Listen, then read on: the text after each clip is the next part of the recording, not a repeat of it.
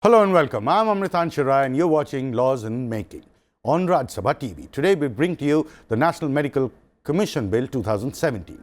The existing regulatory body, the Medical Council of India, has been under investigation for taking bribes and allowing approval to new medical colleges.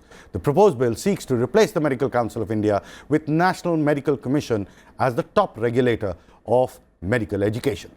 To discuss the issue, I have with me Dr. Anil Bansal, Executive Member, Delhi Medical Association and Chairman, Anti-Quackery Cell, and Mrs. Nivedita Rao, Analyst PRS Legislative Research. But before we get into a discussion, let's have a look at what all is there in this proposed legislation. The National Medical Commission Bill 2017 replaces existing Apex Medical Education Regulator Medical Council of India with National Medical Council, NMC, a new body to ensure transparency and better delivery of health services.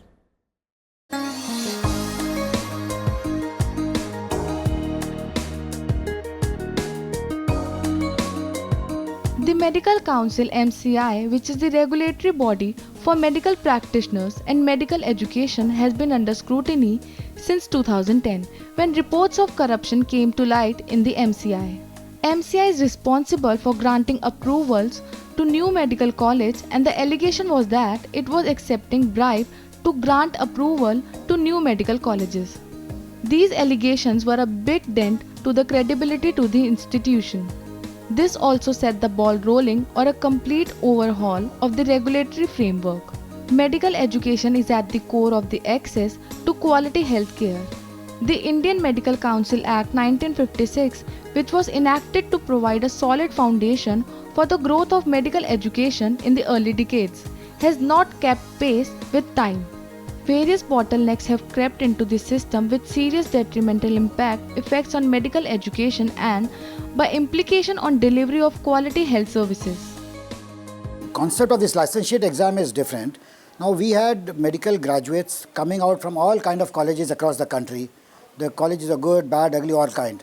So to provide a kind of a uniform exit exam was this whole concept of a licentiate, and it exists in almost every country. You go to the US, you go to the UK, you want to practice, you would have to take an exam of that particular state to be eligible for practice. You may have done your MBBS, MD, whatever. But so that was in that context that this whole licentiate exam issue came up. The bill sets up the National Medical Council (NMC) as an umbrella regulatory body. It will also put in place a 4-tier structure from the regulation of medical education. NMC will be a 25-member body comprising a chairperson, a member secretary, 8 ex officio members and 10 part-time members. Out of the 8 ex officio members, 4 shall be presidents of the boards constituted under the Act, and remaining 4 shall be nominees from 3 ministries, viz. Health, Pharmaceuticals, HRD, and 1 from Director General of Health Services. The bill sets up, under the supervision of the NMC, certain autonomous boards, which are the Undergraduate Medical Education Board (UGMEB) and the Postgraduate Medical Education Board (PGMEB), the Medical Assessment and Rating Board (MARB), the Ethics and Medical Registration Board. Each board will consist of a president and 2 members, appointed by the central government. It will be a platform for the states or union territories to put forth their views and concerns before the NMC. See, licentiate examination means uniformity of the standards of the practice. But remember, in India, we require 50% for passing marks. It is not 70% or 80%. And a final MBBS examination should be the licentiate exam, which Government of India on principle has agreed. Let's see. A final MBBS is the licentiate examination, like a CBSE 12th and 10th board. So if the final MBBS is a board exam, will take care of the licentiate exam.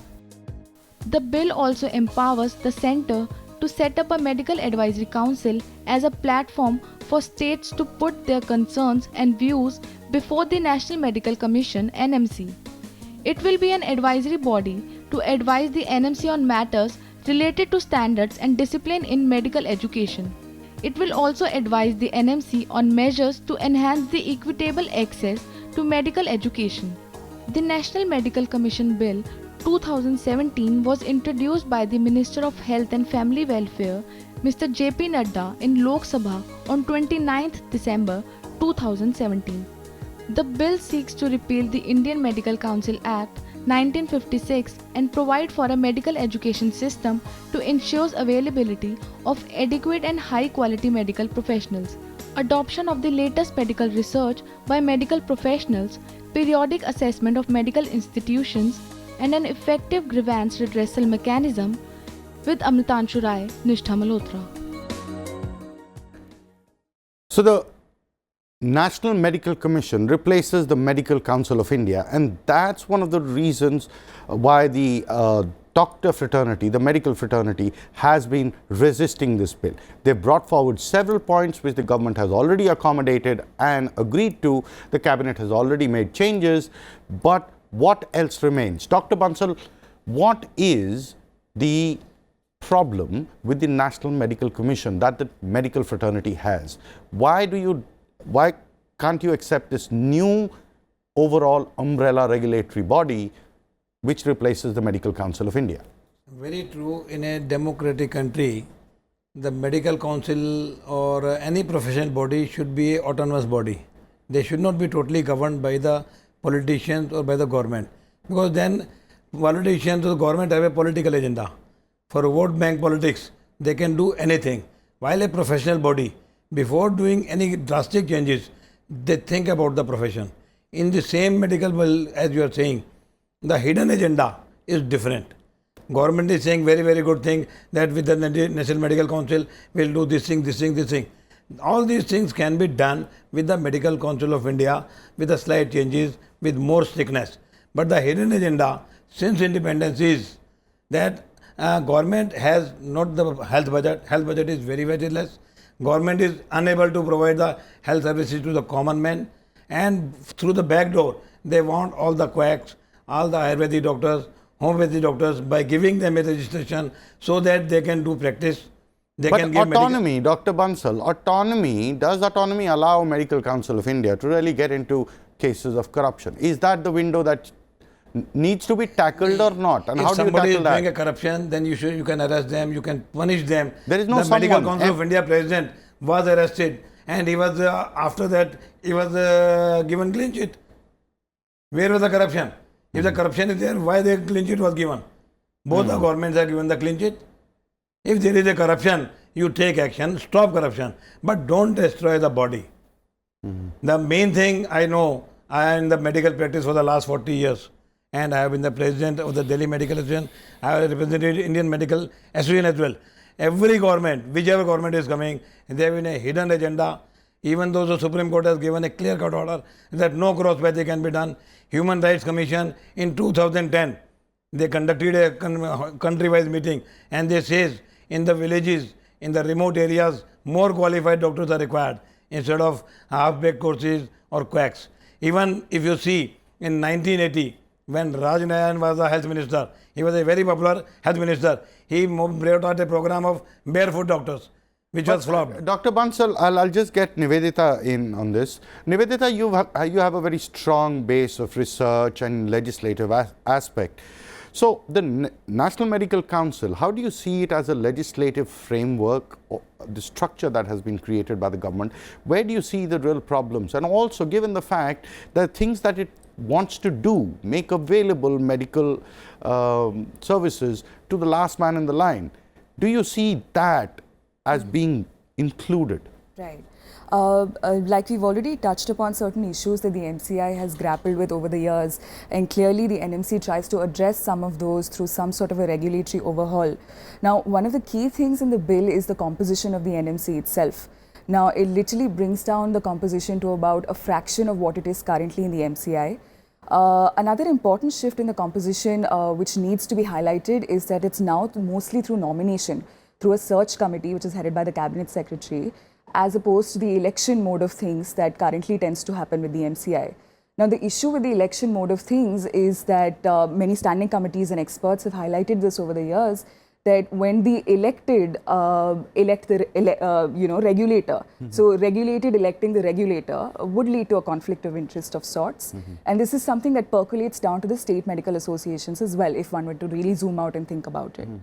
Another issue would be who are actually sitting in this commission now. It's still over 67% of the composition of the NMC also is doctor heavy. So if you were to again look at international examples of how these commissions function, let's look at the General Medical Commission, General Medical Council of the UK. If there are 12 doctors on that commission, there are 12 lay persons. So it's a 1:1 ratio in terms of doctor and non-doctor population on that council. So clearly there are certain issues which can be sort of Addressed. fine-tuned even with the bill. Another issue, for example, sir has mentioned the Ayush bridge course. Now the Ayush bridge... We'll go to the Ayush bridge course, Nivedita. Yes. Also, sir, meeting out to, or the last man on the line or providing for services to the last man in the line, that attempt, do you see that attempt happening in this legislation? Not at all, not at all. Unless and until the health budget is increased, they are not able to provide proper health care to the last man. If you see, India's population is the highest almost in the world, and as per WHO recommendation, the minimum health budget should be 10% of the GDP. We are spending only 1% of the GDP. In this small budget, how can we give? I passed in 1980, MBBS from Delhi. At that time, there were 100 medical colleges from government side. Now, after 40 years, there are only 120 government medical colleges, while there are more than 280 private medical colleges. When government is not spending, what do we mean by medical college? Medical college means to provide the facilities, not to make the doctors. If there is a medical college, government medical college, more doctors come there, good doctors come there, more facilities come there, and the patient gets treatment. I get the point. Dr. Bansal, you're saying that the infrastructure that the government should invest in is not really happening. It's not at all happening. To basically bring in a regulatory framework is going to further worsen And the... even though what is happening, government is making everything privatized. Private medical colleges are being allowed to take 50 lakhs or 1 crore rupees for admission. Actual fact is that government is not spending even a single penny for a medical college. This is an eyewash. Dr. Bansal, what is the exact... I want to give you 1 minute. Yeah, quickly. How they are saying. Quickly. For a medical college, only anatomy and physiology in the first year. They are the only 2 courses which are being run for the students only. All the other courses, medicine, surgery, gynae, they are for the benefit of the patients. Patients are being treated, and during the treatment, the doctors learn, they study, they get the education. But government is not spending any money, and they are saying we are spending the money to make the doctors, while they are giving health services to the common man there. Yeah, I'll get Nivedita. Nivedita, what is the statistics as far as the ratio of doctors versus the number of people that are there? And in rural areas especially, what is the implication of that? Right. So the ratios as they stand today is that we are at 1:1600 in terms of doctor population. So one ratio, doctor to per 1600 population. WHO guidelines say we should be at 1:1000. So we're a long way off from the required human personnel. At the same time, even in terms of health budget, including private and public spending, we're at 4% of the GDP, which is way short than the global average. Why are we including private? Yeah, Dr. Bansal, let Nivedita continue. With the public expenditure being around 1%. But what is the benchmark of expenditure on the health that should about be? 6% global. That's the global We are short average. of 2%. Yes. Okay. So Dr. Bansal is actually right when he says that the government is not spending as much as it should on the infrastructure side, and merely correcting the regulatory framework may not be able to deliver the stuff that the government wants to actually deliver. Okay, it's time for us to head into a break. When we come back, we will tell you about the seats in private medical colleges that the bill seeks to regulate for fees purposes to provide relief to aspirants.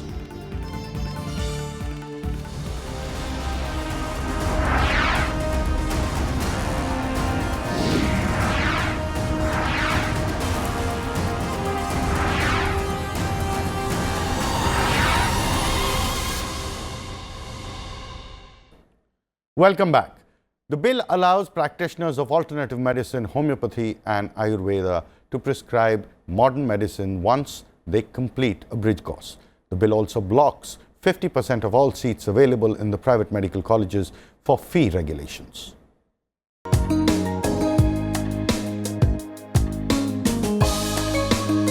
According to the bill, doctors pursuing Indian systems of medicine, including Ayurveda and homeopathy, may be allowed to practice modern medicine after clearing a bridge course. This is being done to enable traditional medical practitioners who are servicing remote parts of the country where there are no doctors to also prescribe modern medicine. According to the NMC bill, the Ethics and Medical Registration Board can maintain a separate national register that would have the names of licensed Ayush practitioners. The names of graduates of Bachelor of Ayurvedic Medicine and Surgery and Bachelor of Homeopathic Medicine and Surgery are already registered with their respective councils, and on taking the bridge course, they would be incorporated in a separate register maintained by the NMC. The Ayush doctors undergo the same or a similar 5.5-year program as the MBBS doctors in medical colleges which are regulated by their own regulatory council. And this 5.5-year program, the first about 2 years is almost similar to the curriculum. The curriculum is similar to what the MBBS doctors study, the same basic medical subjects. It's only in the last 3 years or so where they go into their own particular medical system and specialize in that. So to call them ill-trained or quacks would be not fair. Also, today large number of corporate hospitals in their night shifts, in their emergencies, they use the services of Ayush doctors there. But so now the situation is we have these Ayush doctors providing health care in almost all the sub-centers of the government, in rural areas, in corporate hospitals in the night shift, but they are not being regulated properly and they are not being equipped for the role which they are performing. As per the original draft of the NMC bill, 40% of the seats in private medical colleges were subject to fee regulation, which was later revised upwards to 50% after amendments. This is aimed at giving students relief from the extremely high fees charged by these colleges and is a standout feature of the bill. In a move to safeguard the quality of healthcare in the country, the cabinet has also decided to enforce harsher punishments on unqualified or illegal medical practitioners and quacks through the NMC bill. The punishment now includes imprisonment of maximum 1 year with fine of up to 5 lakh rupees if found violating law. There may be people who would be trying to get into the bridge course and misuse it. It's a great thought that you're trying to integrate the system. Somebody who is from Ayurveda or homeopathy has studied the basics, and because emergencies and surgeries can be handled better with allopathy, and the chronic and the nagging diseases can be handled better with homeopathy or Ayurveda, if we integrate the system, it's a great idea. But then they should know when to hand over the case to the other pathy and integrate for the well-being of the patient. The National Medical Commission Bill 2017 provides for common entrance exam for all students. It also provides for licentiate or exit exam that medical graduates have to pass before practicing or pursuing PG courses. These provisions were dropped by the cabinet after the doctors resisted the move. With Amritanshu Rai, Nishtha Malhotra.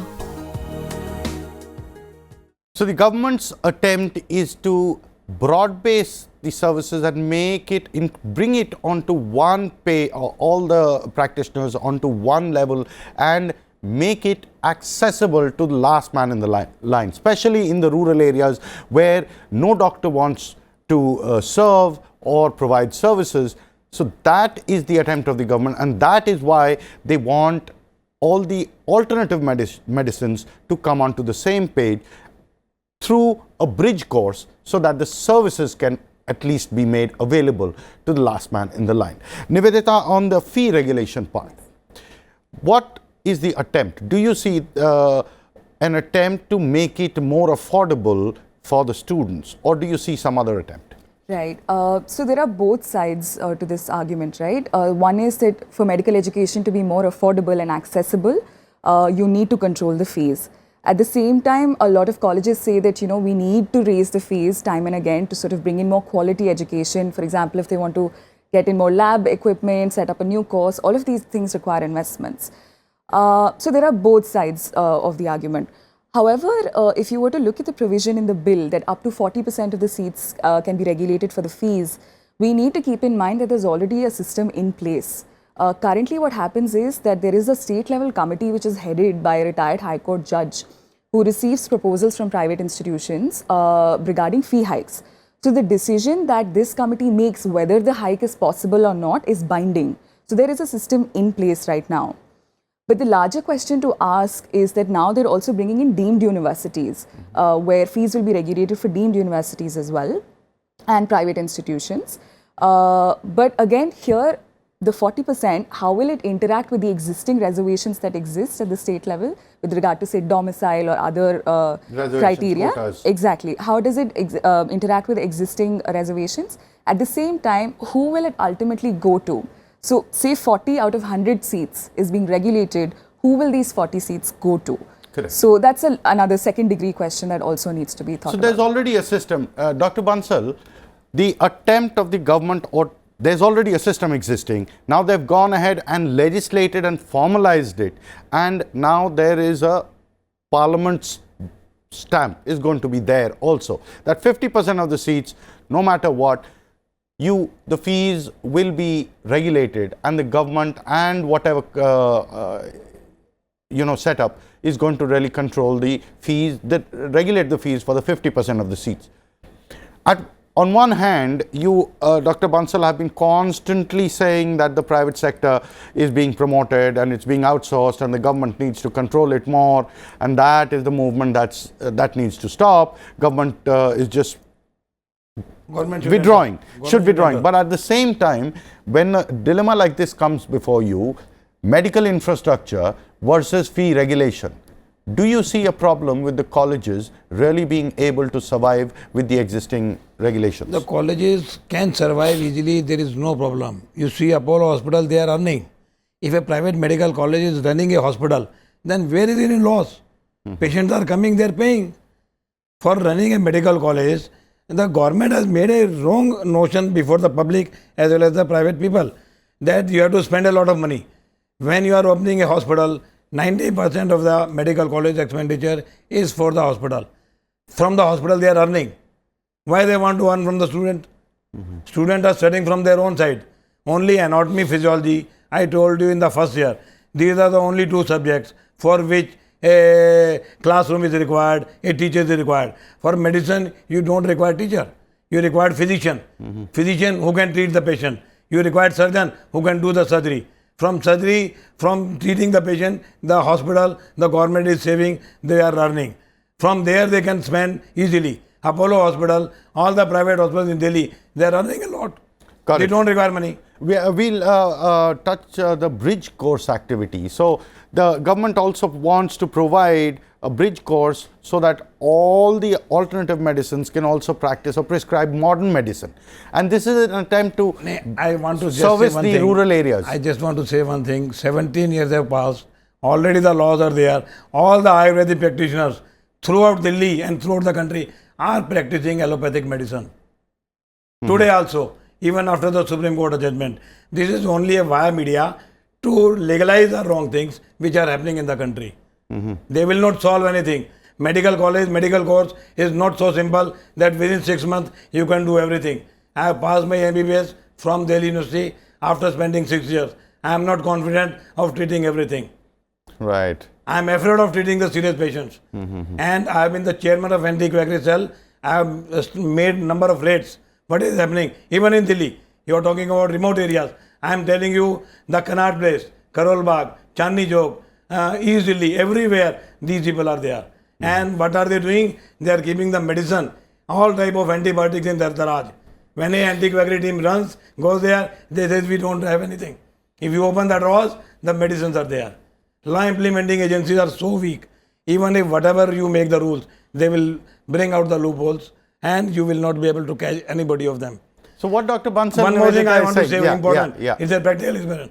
We raided a quack in INA, opposite Ames. He was arrested red-handed. The case is in the court for the last 10 years. I am going to the court for giving my evidence 3-4 times. Every month I am going to the courts for giving evidence. No action has been taken against these people in the last 10 years. Got it. Just now one point more. Yeah. As you have said, the punishment in NMC Act is 1 year. This is in MCI also in 1956. 1 year punishment as per IPC is useless. It is a bailable offence. The person is not at all punished for any cheating cases. IPC sections 393, 419, 420, 7 years punishment is there, so that no bail is given to them. Got it, Dr. Bansal. So on the bridge course and also the punishment and the quackery, so all these are connected. So the punishment provided now by the cabinet goes on to say that it is going to be deterrent enough. But Dr. Saab says that's not enough a deterrent. So that is the same. The way you say, the way you see the bill, do you see these things happening? The concerns of Dr. Bansal, because he has a wider experience from the medical fraternity, do you think any of that being really met? Right. Specifically regarding Ayush practitioners being allowed to practice modern medicine. They are still practicing. Yeah, Dr. Saab, let continue. Under the bill, I think it has to be borne in mind that it says that they will prescribe modern medicine to the extent which is notified by central government. So there are going to be certain checks and balances with regard to... Today also, I am telling you one very important. If I may just finish. Address it. So the extent is going to be specified by central government. Having said that, again, there are pros and cons to this measure. There is a lot of conversation about cross-pathy, about making sure all of these different schools of medicine interact with each other for a more robust sort of medical ecosystem. At the same time, there are also concerns about whether Ayush practitioners are being set up as stand-ins for the shortages that we have of allopathic medical practitioners. Like I said, you know, we should be at 1:1,000, but we're at 1:1,600.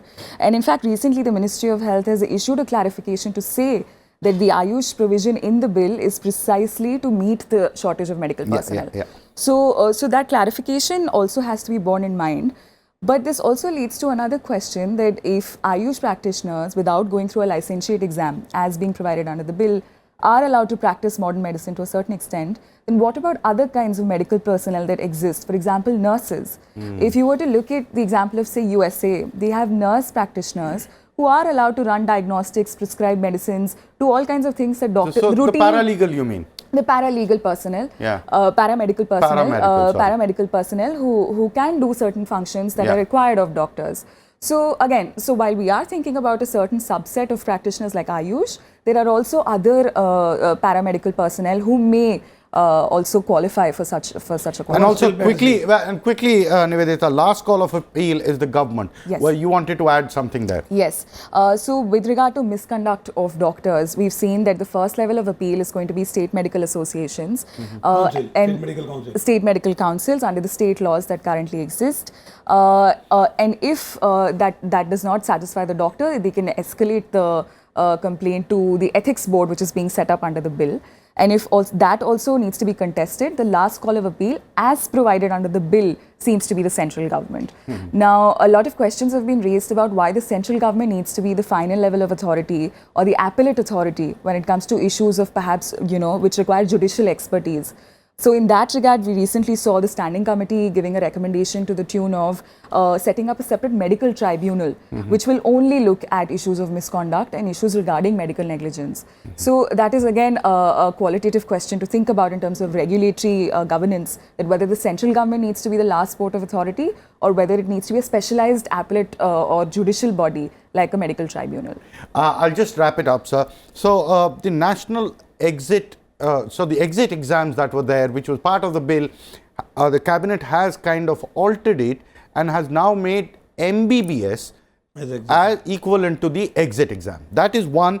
And the second aspect is, as far as the bridge course is concerned, the cabinet has further has disallowed or has amended or removed the bridge course, but has left it to the state governments to allow it if the state governments want to use it.